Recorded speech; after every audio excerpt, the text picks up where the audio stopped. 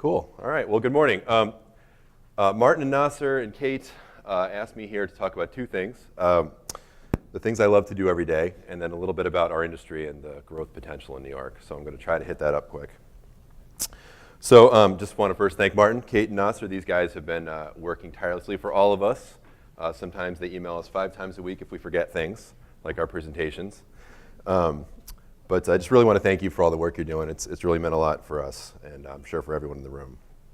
So today I'm here to talk about a few things: gaming, game culture, growth of the industry, and the opportunities in upstate New York. And that last one sounds insane, but it's actually true. But first, a little background on our company. So MadGlory is 4 years old. I started it in 2012. It's the 4th game company that I've been at, all of them in the Albany-Saratoga region. Again, kind of surprising, but we have about 12 game studios right now in the Saratoga-Albany area. The industry was really started kind of locally around 20 years ago by Karthik and Guha Bela when they founded Vicarious Visions. I don't know if they're here today. They're not? We'll work on that. Cool. And kind of grew out of RPI. And they sold the studio to Activision, and out of them came 3 more game studios. And then New York opened the casino legislation, and 5 more moved in due to the casinos, and like I said, I think we're up to 9 these days. So MadGlory started in 2012. We've hired a person a month for about the first 2 years. This is us today, some of the stuff that we do for work, which is kind of cool. We're a niche provider of game platform services. So we don't really make the game, but we make the stuff that sits behind the game. If you know me, I swear like a truck driver. I'm really, really trying. Okay, so we make the stuff that sits behind it. So we connect players together, which is really fun, right? We get people all around the world doing something really cool, working together, international harmony, working on neat stuff. It's really, really cool. The picture in the upper left is 2 companies ago. That was a live event that we threw. Is that Dallas, Clark? Yep. He was supposed to nod his head. We're not actually sure where it's from, just so you all know, but I think it was Dallas. We did 20 of them that year, and that's a live video game event. The upper right-hand corner is me working behind the stage, like live coding something that was broken. It's probably 2 in the morning there, if you can tell. The bottom left is us in Korea 2 years ago, which is pretty cool. We went to Seoul, and we saw the biggest video game competition that had ever existed at that time, and it's been outdone many times over since. And the bottom right, I actually don't know, I lost track. So on a day-to-day basis, we work with Warner Brothers, Activision, Riot, companies like Super Evil Megacorp, which is our newest, most favorite customer and a really cool-ass name.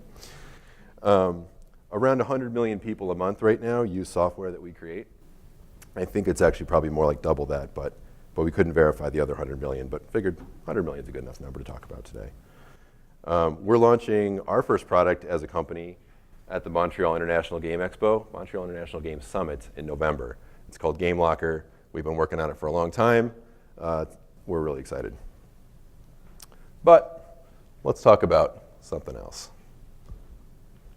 which is the state of the gaming industry. So I don't know who knows this, but today the gaming industry is larger than Hollywood, plus music again, combined. We beat them all. It's not even close, which is pretty exciting. Most people think about this as, again, it's a cultural thing for us, but a bunch of people sit in their basement playing video games, but it hasn't been that way for a long time. The industry is a monster. This clicker kind of doesn't like me. There we go. So this is the market today. So what's interesting, I think, is we are not the largest sort of region. North America, it's at 25 billion. Asia Pacific, it's about twice the size of the North American market. Europe's about the same as ours. Right now, a trend that we're seeing in our industry is everyone's getting bought by Japanese, Korean, and Chinese companies. It's happening all the time. You guys might have seen, if you follow gaming at all, Zynga was purchased. I'm sorry, not Zynga, Supercell. Our biggest client, Riot. Both of them were purchased by the same company called Tencent. Another one of our customers, Epic Games, 25% is owned by Tencent. I think Tencent's got a piece of Activision now too. So almost everybody we work with is actually somehow owned by Tencent, which is kind of interesting. And one of the reasons that we went to Korea and we took the whole company is to see what the industry is like over there. So gaming in Asia is a cultural artifact. It's very fun, it's normal. You don't do it at your house, it's very social. Everybody plays games at bars. So Friday night for Sinclair and I would be, we're going out to the bar, see some of our friends, have fun. At 2 in the morning or whatever, we go to our favorite PC bong, and we play video games for the next 3-4 hours with our buddies from all around the rest of the country. And this is very normal. It's considered kind of strange that anybody would want to play at home by themselves. Over here, we don't have gaming bars. It's not even something you can do if you want to do. But it is over there, and it would be, they don't really understand why we'd ever want to play at home by ourselves. Hey-ho. So this is another pretty cool event. So this is one that one of our customers, Riot Games, put on. This is the Staples Center in LA, completely sold out. We were stage right about 20 rows back and just sitting there the whole time like, and to that point, we had put on like our other company, Major League Gaming, when I was at for this one, we had put on the biggest event in the world. So we just looked at this one like, this is unbelievable. I mean, it's crazy where this is going. This is now the most popular sport and the biggest entertainment industry in the world. Cool. But I bet what you don't know much about is gaming startups. So there's actually quite a thriving startup scene around gaming. And there's kind of two main areas that are maybe worth talking about today. So the games themselves, which is really awesome. So at least 2 of the games in this list required less than $100,000 in investment and returned $30 million in 12 months. So that's pretty big numbers. What's interesting is that the current model used to fund these things, it's kind of a publishing model. And it was required to be that way because for many, many years, there was a lock on distribution. So the people that made the games and the people that were able to get you in a store were 2 different companies, and so it was a publisher model. But really in the last 5, 6, 7 years, that's changed quite a bit with the thing called Steam. If anybody plays games, you've seen Steam. And now any game console as well, you can put a game directly on it. It's like an app store. They take 30%, but you can bypass the publisher completely, which has been a really, really interesting last few years. We've seen things like Minecraft. Has anybody not heard of Minecraft? Thank you. But like Super Meat Boy in the bottom is one that sticks out for me. It's a game I love. It's a game that if you ever played games as a kid, you would absolutely love this game. And this is 2 dudes, 13 months, basically literally in their parents' basement making this game. And I think it's sold like, I don't even know what it's up to now, but I think it's over 30 million copies. So it's just insane. And they followed it up with 2 more, which sold about the same. I think there's opportunities in the games themselves because now that we've sort of broken away from this publishing model, there are new business models that are needed, and I'll talk about a couple of those in a minute. On the other side of gaming, this is a slide that's just like, I know nobody can read this. Clark and I have worked for, I think, about 7 or 8 companies on this list, but this is just esports. So this is the smallest, but probably fastest growing segment of the market, which is watching people play games or playing games themselves. And again, I think at this point, like I don't need to tell you guys this, you've probably all heard this before. People know the EGF dudes that have been around that Nasser helped mentor. But the interesting thing, this is all new frontier. It's all being blazed right now. People don't even know what this is going to look like in 5 years. We don't know how games will be played, and we don't know how they'll be consumed. The fact that we've broken away from publishers, that we now have games that aren't being, these devices are huge. It's just changing everything. So at least a couple companies on here, sort of like Twitch, really noticeably small at the bottom, we're worth our billion-dollar unicorn companies that sold off to Amazon, big industry. 200, and a little stat I was trying to remember to mention. So this year, it's estimated that there's going to be 226 million people watching esports globally, which makes it by far and away the biggest sport in the world. If you're not watching, by the way, it's very fun. A lot of armchair sports people, right? In video games, anybody can go pro. You can sit in your house and you can play and you can practice. And a lot of these guys, they wake up, they exercise for 3 or 4 hours, they sit down for the next 6 hours, they practice with their teams. They have gaming spaces that are dedicated to gaming. There's specific hardware that you use, specific consoles. It's a lot of fun. I mean, we've been dealing with these people for 10 years, so sometimes I forget that it's a new thing, but it's a lot of fun. In fact, some of the teams themselves now are selling for $20, $30 million to larger sponsors. So Coke sponsors esports now. What was it that I saw the other day? Bic has been sponsored us at our old company. Jack Link's beef jerky, a lot of the healthy stuff. I'd love to see like a hummus make a sponsor. Maybe someday we can dream. people still think, let me just leave it on this one for a second. People still think gamers are sort of fat armchair warriors, but they aren't anymore.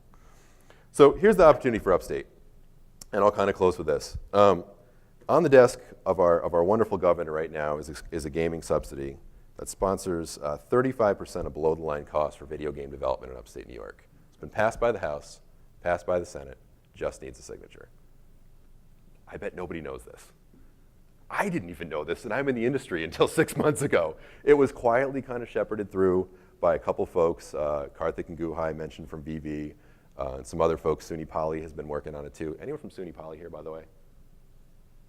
Thank you. All right, great, awesome, cool. I just talked to Elaine the other day. He's very into this too. So we're working with both of those teams in New York to hopefully get a new gaming accelerator. There's another great one in Buffalo already. I don't know if those guys are here. Man, we're not represented, so we need to work on that. So there's a subsidy that's almost going through. Upstate already has several major game studios. It's really on the brink of massive growth. So within 20 miles of us, there's a Warner Brothers studio, there's an Activision studio, there's First Playable and Independent Studio, there's us, there's a bunch more, like I said. It's in Montreal, which passed a similar subsidy about 15 years ago. It's a $1.5 billion industry. It's done completely wonders for the town. There's around 200 game companies that all moved in. Clark and I drove up to see him and to ask him how to take advantage of this a month ago. And there's just so many ways we can make this work. So, you know, why do you care about this? Maybe you don't play video games. Let me tell you why you care. This is a liberal-minded industry with a diverse culture. Very open arms to minorities, male, female, LGBT. It's not just normal, it's embraced. If you go to a game studio, you see everybody. It's very normal, right? We need more of that in the world. There's too many white dudes running businesses, and I guess I'm a white dude who runs a business, so we don't need more of us. It keeps creative people, engineering, and students around, right? Like everybody wants to keep the engineers in upstate New York. More game companies will do that, I promise you right now, and these are top talent. And it's a very healthy community because it's not just engineering, it's creative, it's music, it's art, it's video. There's as much of that in this industry, in fact, probably more than engineering.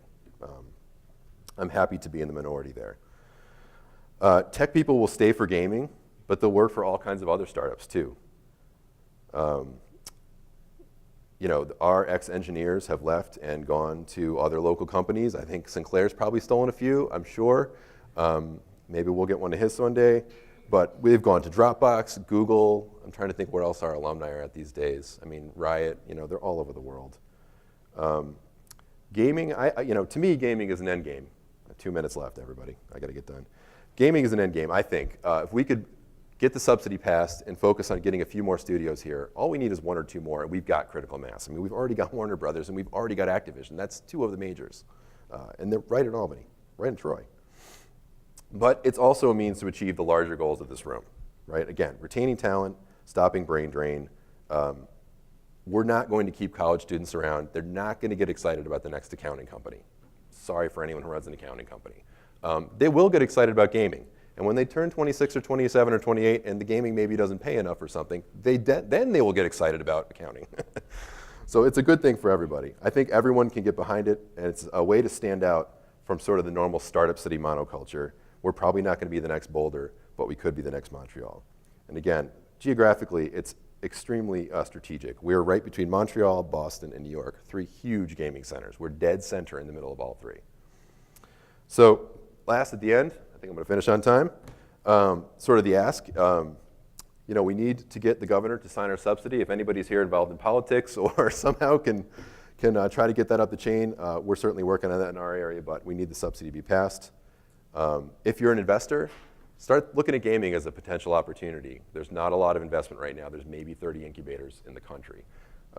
So new business models are needed. I think it's very interesting and ripe for innovation from the investment side.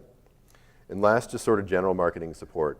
We're working on putting together some sort of coalition of the game companies and just people who are interested in gaming in upstate New York. So if you're interested in that, see me. There we go. And last but not least, and most importantly, it's a lot of fun. And it can be fun, right?